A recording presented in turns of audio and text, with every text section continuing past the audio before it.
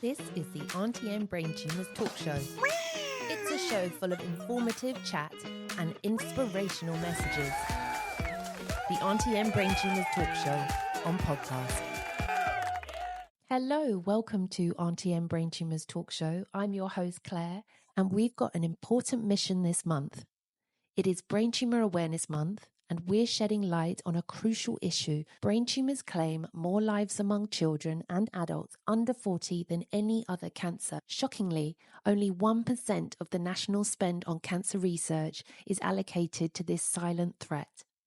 But fear not, because today, right here on Aunty and Brain Tumours talk show, we're taking a stand. We're not just talking statistics. We're sharing stories, real, heartfelt stories from people all around the globe who have been touched by a brain tumour.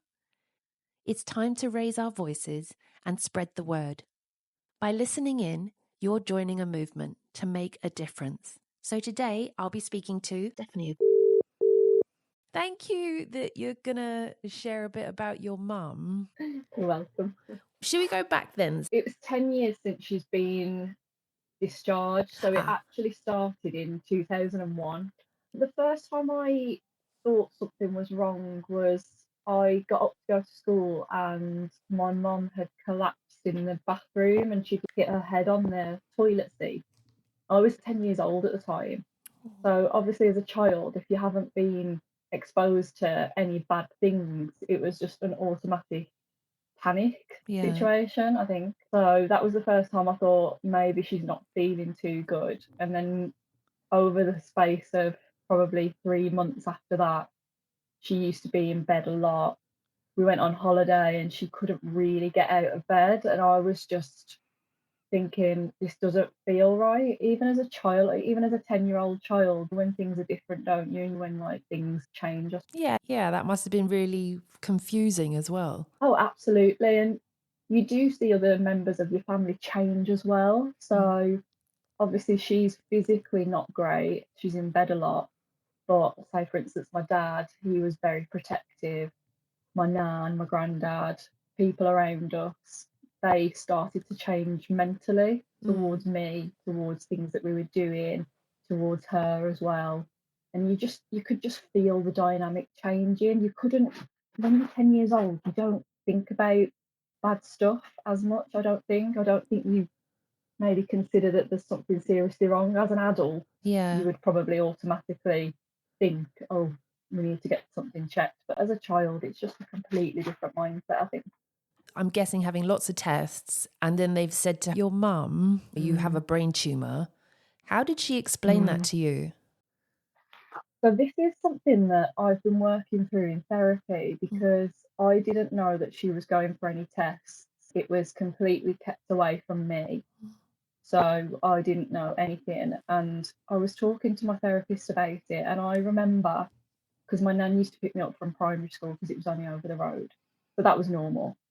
But she was late picking me up from work. And my nan couldn't really explain why. So I remember it was yesterday. I'm looking out the front window and I'm seeing her car pull up, but she's getting out with my dad. So I'm thinking, okay, that's a little bit strange. That doesn't normally happen. They walk into the house and I don't remember anything after that. It's almost like my brain switched off. Yeah. And no matter how much therapy I've had, no matter how much exploring I've had, I don't know how it was explained to me. I still can't tell you now. It's like a mechanism of you've forgotten things, and actually it's just your brain's protecting yourself. I think so. Yeah. I think so. I do. I don't remember what was said. I don't remember the conversation, but the next thing I do remember is running into the kitchen and hiding in the cupboard. Oh.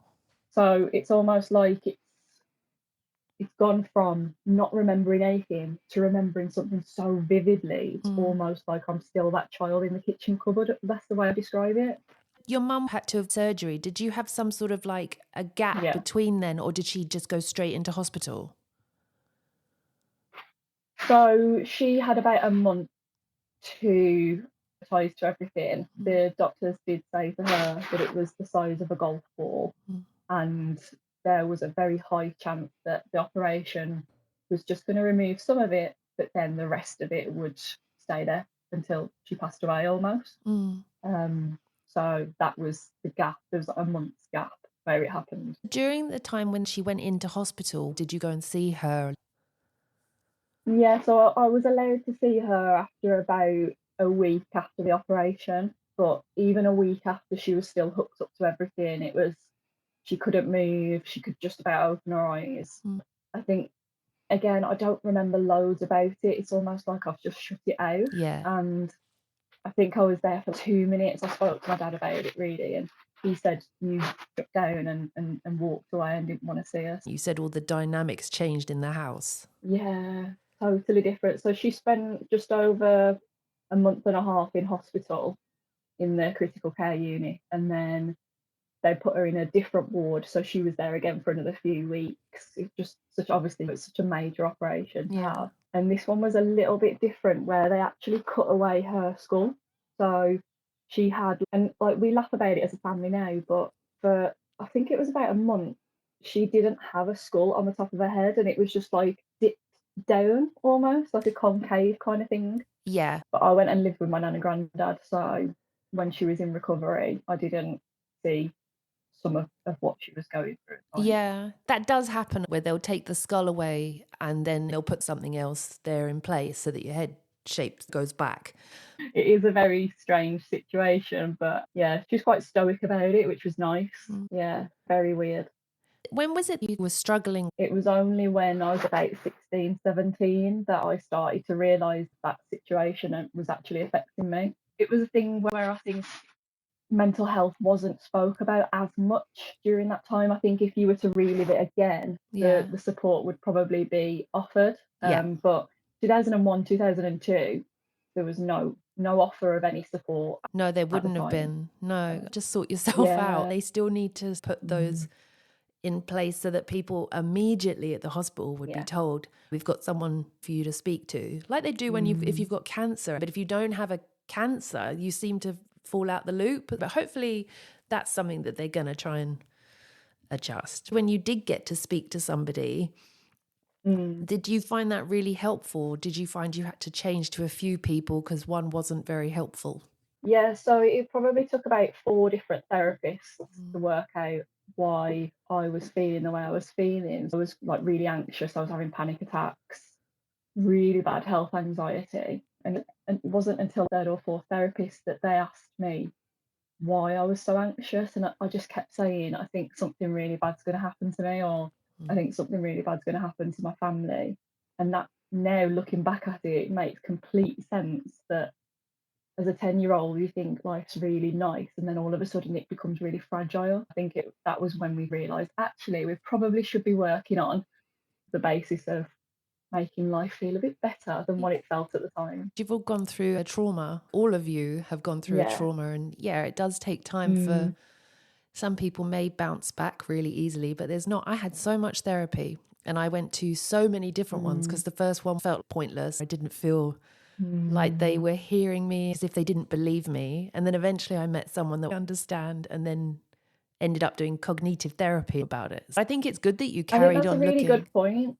Yeah, I was just about to say, I think the thing with therapy is people will go to one person and maybe they don't connect with a therapist, or maybe the type of therapy doesn't work and people give up. Mm, But it's okay that you should really explore. mm, Not everyone likes each other, not everyone connects with each other. yeah. But if you really want that support, I think looking Look further and again. saying to your therapist, you know what, it's not working, and that's fine. Mm, yeah. What would you say to another person at the age you were at? What would you have wished someone said to you? That's a really good question. And I think the biggest thing for me was that it was all consuming, Mm, that it was something that I thought was only me that it was happening to. I felt really alone in that situation. mm, And it was like it was the end of the world. I think if I was to say to someone now that they were going through the same thing, it's not as extreme as you are making it out to be. And do your research on how many people have brain tumours, what the survival rate is, what life can look like compared to the general population. Because I was literally in the mindset of this is the end of the world. It's going to happen to me. It's going to happen to everyone. But just looking at the information I think, would have really helped me to understand that I wasn't the only one, and that not everyone has restricted life, or not everyone passes away from it. So I think that's what I would have liked to have heard. Do you feel it shaped you in any way as to what you do now in your life? Oh, absolutely. Oh, it's not something I would ever wish on anyone, but I am grateful, obviously, now that the outcome has been that she's happy and she's good and she's in remission. Yeah.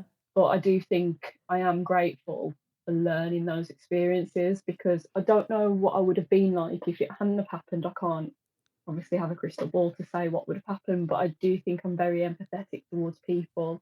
The people always say to me I'm not judgmental at all. I try to make people feel good before I make myself feel good. I just don't want people to feel the way that I feel. So I do think that it does change your outlook on life. And I went, so when I started having my therapy at 16, I actually turned agoraphobic. So I didn't leave the house for 6 months. And that does give you a different perspective on life. Even putting like your hand on the door handle to leave the house, it just set off panic. What did you do to get out of that cycle of not leaving? What did you then start doing? I think I was really harsh on myself, to be honest, and I wouldn't recommend it to anyone, but I was really harsh on me as a person, talking badly to myself. If I spoke to someone else like that, they'd have called me a bully. It was really bad. But I think I also started looking online at the communities that were online for panic attacks and anxiety, and talking to people on forums. And one of the biggest symptoms I had with panic was having heart palpitations, and that would set me off so badly that I thought I was going to die. Yeah. Talking to people about the fact that they had heart palpitations, that they were actually quite normal when it was coming to anxiety, I just think that really helped. The worst thing you can do, however, is use Dr. Google. Yeah. So you want to use trusted sources and people that are going through it, because I could have Googled about 50 different symptoms and it would have said that I was already dead. Definitely avoid that. Yeah. No, it's true. And you have to learn how to understand your body. You just have to talk yourself down, don't you? This is, nothing's going to happen.